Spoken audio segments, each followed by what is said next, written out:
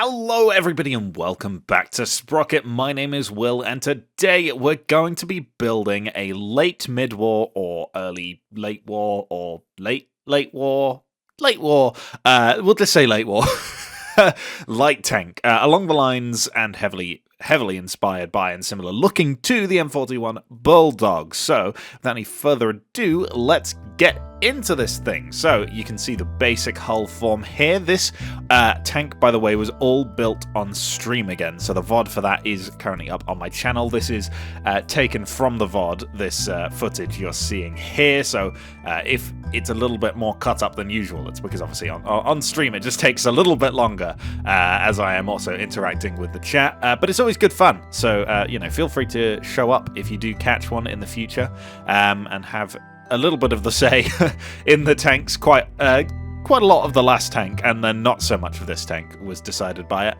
Also, if you want to catch those, remember to subscribe if you're not already subscribed to the channel, because algorithm. Anyway, yes, this is just a little bit of detailing going on this hull. I had a few problems with fixtures not actually mirroring for some reason, which was a little bit odd. I don't know if you'll see that in this clip actually, but it's fine. I did eventually get them all working, and this is pretty much the finished hull here, so now we can see the turret going on, and this was obviously the template for the turret. This is not the final turret, believe it or not.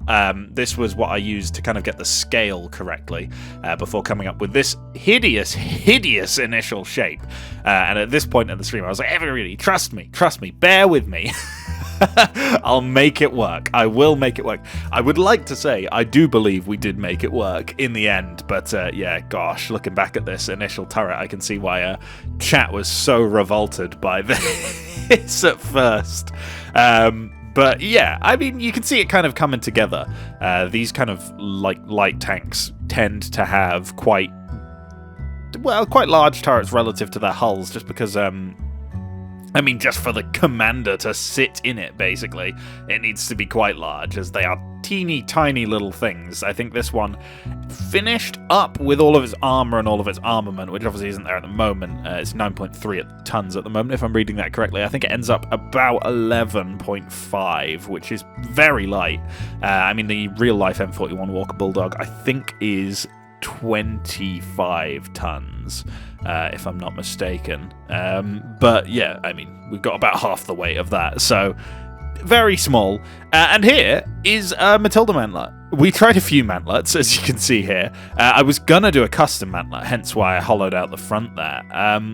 But chat was like, no, the Matilda mantlet looked great. And I was like, wait, the Matilda mantlet looked great on this? And this is SU-85 mantlet as a joke. Panzer II mantlet, that was a good one. I think we should have gone with that one. But no, the Matilda mantlet is the one we went with. So there you go. It's an M41 Walker Bulldog with a Matilda mantlet. So all my British fans and myself, we can finally pat ourselves on the back and say the Matilda was a modern design. With no problems whatsoever. That's a fact of the day, is the Matilda was perfect. Please don't say otherwise. Primarily America, with your Shermans and your Lees and all of your tanks that were, like, effective. Well, the Matilda was actually quite effective. Anyway, I've got on a complete tangent here about history. So here's the camouflage on the final thing, as well as here's a shell ejection port, which chat really wanted to see. But yeah, it's pretty much done already. God, that went quick.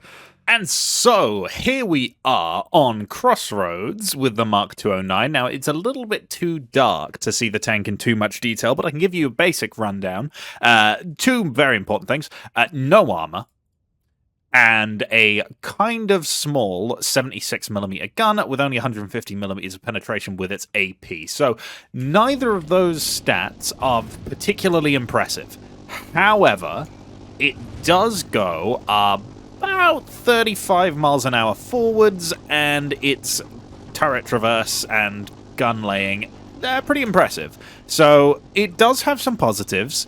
Definitely not going to be the easiest tank we've ever driven, especially as we don't have a custom mantler on this thing. So essentially, you can treat that as it being unstabilized. The gun's going to wobble all over the place. Now, what do we actually have over there? I think that's an IS-122, and therefore it's something that we should very much be afraid of. I feel like that's aiming at me. Yep, it was. That's fine. Once we're behind this hill, it's going to forget that we exist and aim at my friend, who's just done a pretty impressive move, to be honest. That's a me move right there. That's something I would do. I don't know if the APHE is ever going to go through. The APHE went through. Fields! This is where the tank was built and where it was tested on stream, so I know it is possible to complete it. We have a couple of very big positives for this map, most of which revolve around the fact that it reloads in about 4 seconds because it's quite a small gun. Also, the muzzle velocity isn't bad on the shell. It's not the best, but it's not bad, so we can hit targets at long range with relative ease. Also, it's small, so I can hide in places where I might not be able to hide in other tanks. Just a quick editor's note here. This is recorded the day after the bit you've just seen, and there has been a huge update to the field scenario. So the footage you will see in this video is going to be done on this old field scenario, but we will absolutely be seeing this in upcoming videos, and it is gorgeous. I mean, I really like the new look of this map. Okay, only 5 enemy tanks this time, so 11v5. We should be okay for this light tank section, but it does probably mean it's the Mark 216, which can... yeah, bounce a shot if we hit it on the upper front plate. Or there, apparently. That's interesting. There we go, got the lower plate. That's where I was aiming, so I'm actually quite impressed that I managed to hit that. Good. Okay, you over there. You are giving me your mantlet, which seems pretty well protected. There we go, lower plate. That's gone through. And can we do a lower plate again? Probably not. Oh, side of the turret worked. Definitely lower plate on this one. Yeah, there we go. Look at that. That was a set of good shots there. We've racked ourselves up 4 stripes on our barrel, and only lost 4 tanks in the process. It is a TOG 2. It's killed one of my friends and confirmed that it is a TOG 2. We're not gonna go through the front of the hull, probably, but I know that the side cheeks on the turret aren't too thick, so that's probably where I'm gonna be aiming. And if I can go through with APHE, it's pretty much guaranteed kill. Like that. So there we go. That's gone well. I think I'm going to keep behind this ridge for now and try and take them on one by one. We do have 2 coming at the moment, but I think one of them is further back, which is actually kind of higher. Oh, come on. Yep, okay, there's one. And here comes our second TOG-based victim. Yeah, okay. Good. Good job. I'm surprised by how deadly the APHE is, actually. Especially the AP is a very small round, so I'm surprised it's got enough punch to kill a TOG 2 in a single shot. Okay, 2 more TOGs just over here. We're doing pretty nice here, actually. Let's go for the front one first, because that one, I don't think seen us. Ah, he was distracted. Okay. Look how many stripes we have on this barrel. That was absolute domination there. Okay, so a couple of upgrades from the previous era, just because of, you know, changing era, gives us more penetration and more horsepower per ton. Just natural stuff. I've not actually changed any of the stats of this vehicle. As such, I am going to load the APHE again, because I was quite impressed by how it was able to do. And this time, in theory, we should be able to get some more side angles. Not that we'll need it if we're fighting the AMXs, actually. Those have pretty thin front plates. Let's just keep moving for now while we keep an eye out for targets. There's an AMX right through the lower plate. Good shot, me. That was quite impressive. And that's an IS-122, which is not going to be particularly easy to penetrate. However...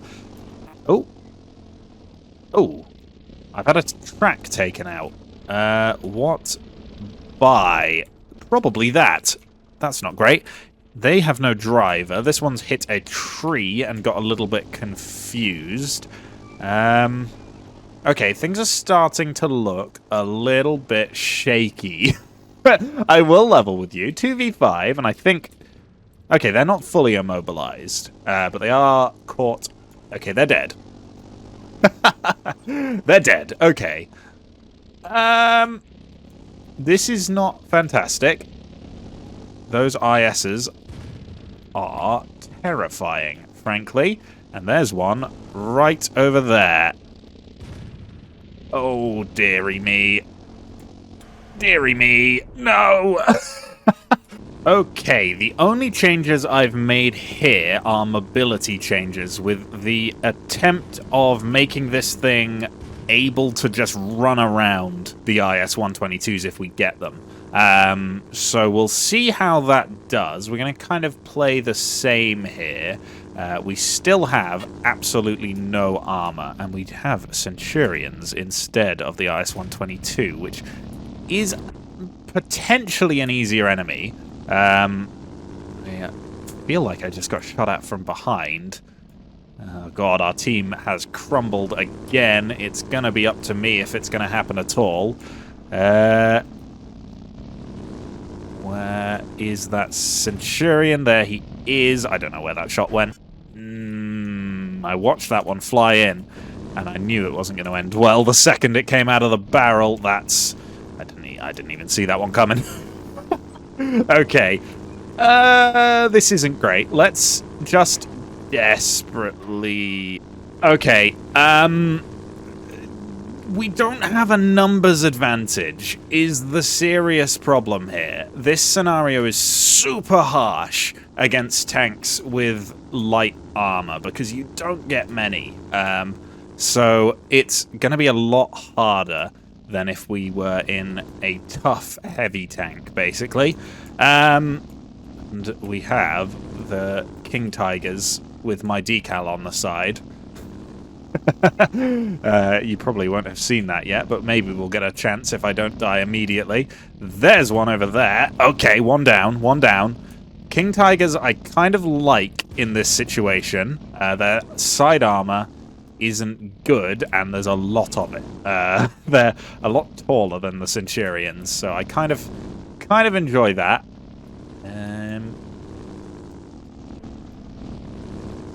That is another tiger. Okay, got it though.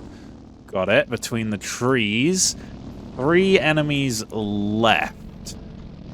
Where are they? There's one. That's a salamander. I nearly said a spillet, but it's not a spillet. Frankly put. 2 more enemies. Are they in that one spot that they always get stuck in?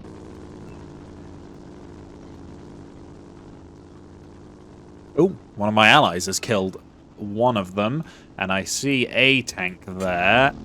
There I am. Whoop. I shot myself right in the face. Okay, we struggled in the tiger scenario. We do have more tanks than them here. It's going to depend on the enemy lineup how we do. IS-122s, I think we're really, really going to struggle, because we don't have a huge gun. I can go through the side of them by flanking them, but my teammates aren't going to flank them. Centurions, we might stand a chance.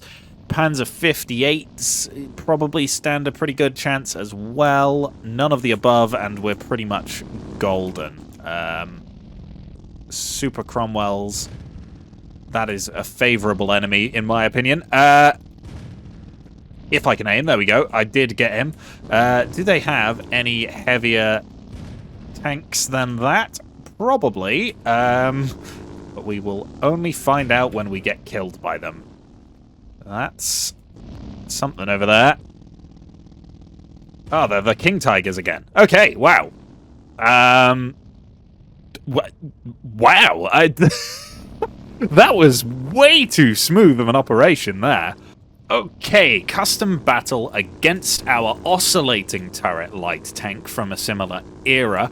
There are more of the oscillating tank. They are a little bit lighter, and they have a smaller caliber gun, which technically fires just a tiny little bit quicker, but I don't think with our ready rack we fire slower at all. I think we are actually quicker with that still.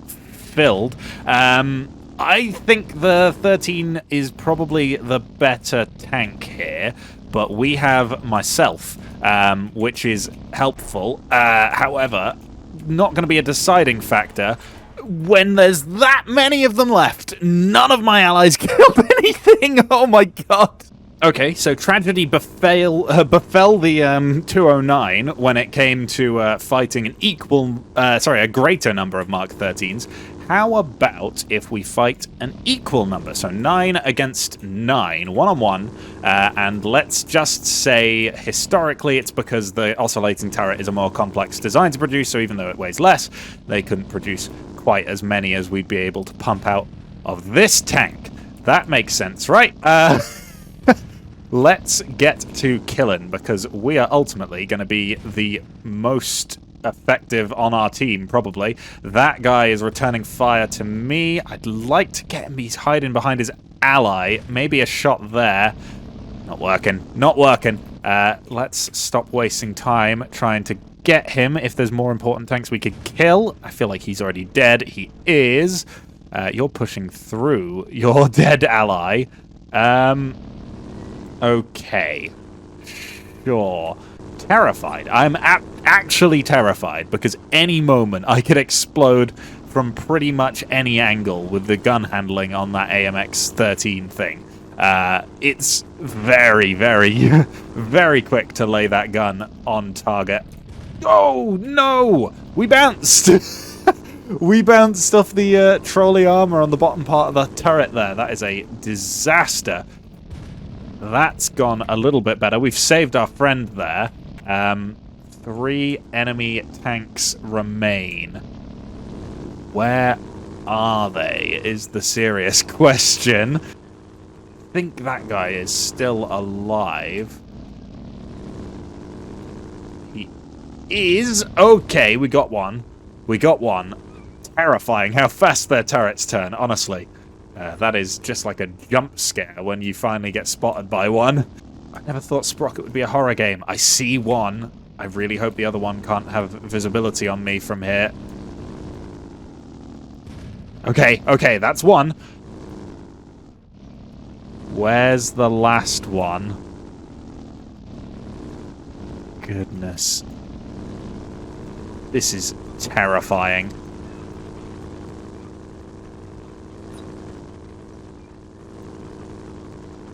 Surely it's got to be here somewhere.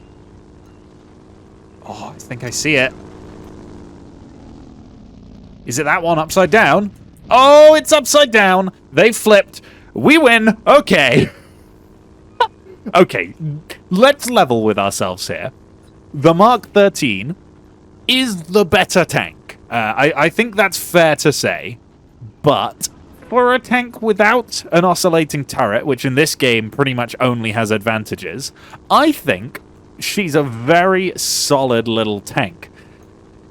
We're going to try one last custom battle, though, and that's going to be fighting my oscillating turret MBT, I think, is going to be a good challenge. Okay, 9 on 4. They have 4 tanks, we have 9. So we more than double their numbers. However, they more than double our armor. As well as having pretty good gun handling. Not quite as good as the previous tanks we were fighting, but pretty damn good. And also pretty good mobility. They're definitely not as slow and cumbersome as the other MBT I built. We're not going through there at all. That's a pretty good shot, though. I feel like that one in the front is dead. It's definitely dead now. We've only lost 2 tanks. I mean, light and in great numbers is always a combination that works well. There is the last MBT. If we just swarm it, he can't kill us all, especially if he gives us his rear armor like that. Okay. A little bit of a weird game in terms of the AI playing around and messing up, but ultimately, I think this tank has proved its mettle. It's not amazing, and it's definitely vulnerable. I mean, there's an ammo rack there, so you can pretty much always ammo rack this thing from the front, because that's not a lot of armor. I'm surprised that actually didn't blow his turret off. But yeah, very vulnerable indeed. However, very fast, and pretty decent gun handling, especially for something without an oscillating turret. But yeah, if you want the tank files for this tank, they will be in my Discord, which is linked in the description in the tank repository channel. If you have suggestions for tanks in the future, this tank was suggested quite a number of times over the last couple of videos, then you can leave those either in the comment section below. I read all of the comments, or you can put it in the suggestions channel of the same Discord. Anyway, if you did enjoy this video, please leave a like, comment, and or subscribe to the channel if you want to see more content like this or on some other games in the future, as that hopefully will be coming up fairly soon when I finally work up the courage to do it.